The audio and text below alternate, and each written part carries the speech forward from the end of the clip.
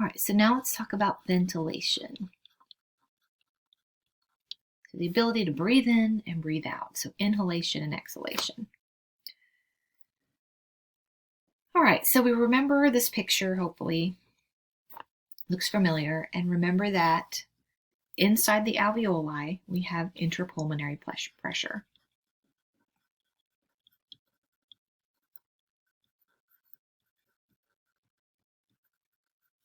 So essentially, that's the pressure of the alveolus. All right, on the outside, in the air, so the atmosphere,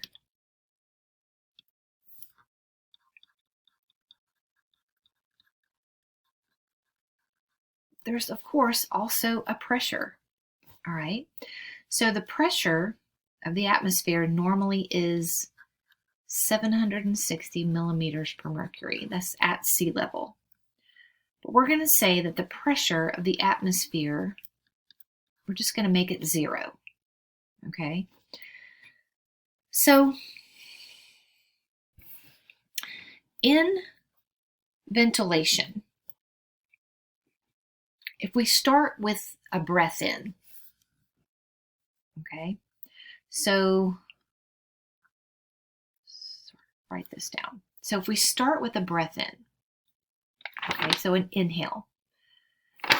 But right before you take your inhale, there's a moment where there is no movement of air.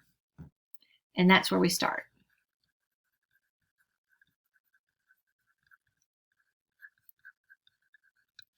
So if you think about it, when you're breathing in and out,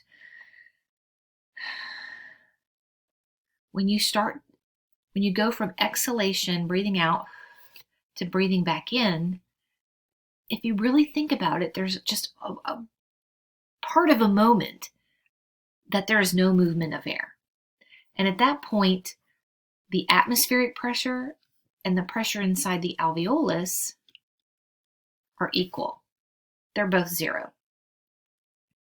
Okay? So how do we start an inhale?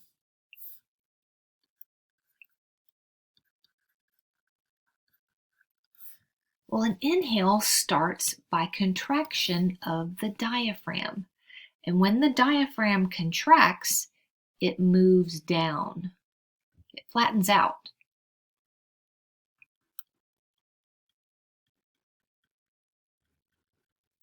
So it flattens out there.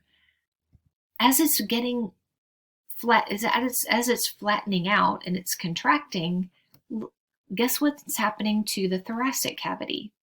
The thoracic cavity is expanding and getting bigger. So that means the volume is increasing. So what does that do to the pressure in the alveolus? Well, the pressure in the thoracic cavity goes down.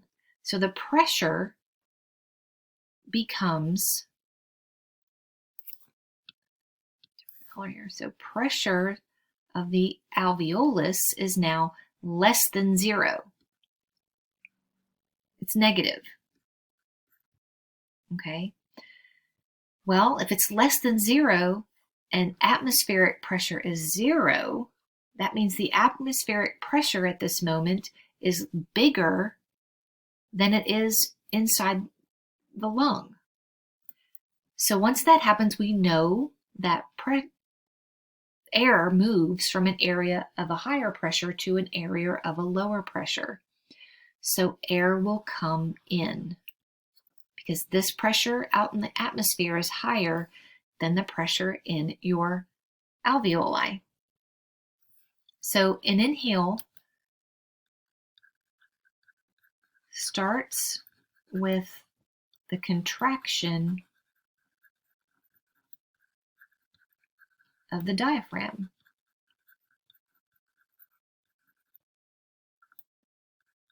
So that increases the volume of the thoracic cavity.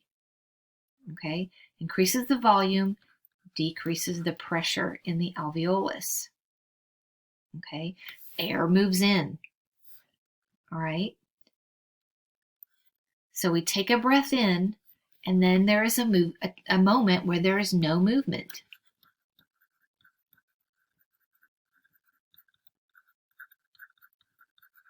no movement of air. At that point, the pressures go back to 0 in the alveolus. So the pressure, air came in, so it brought the pressure back up to 0. So now they're both 0, no movement of air. So now we need to exhale. So exhale comes from relaxation of the diaphragm. So it's passive. So the diaphragm relaxes and it goes back to its dome shape. When it does that, it decreases the volume, the size of the thoracic cavity. So the volume then goes down. So that means the pressure goes up. So now the pressure in the alveolus is greater than 0. So when it's greater than 0, and it's 0 on the outside in the atmosphere, that makes the air go out. So we exhale. And then we get to no movement of air again, and the whole thing starts over.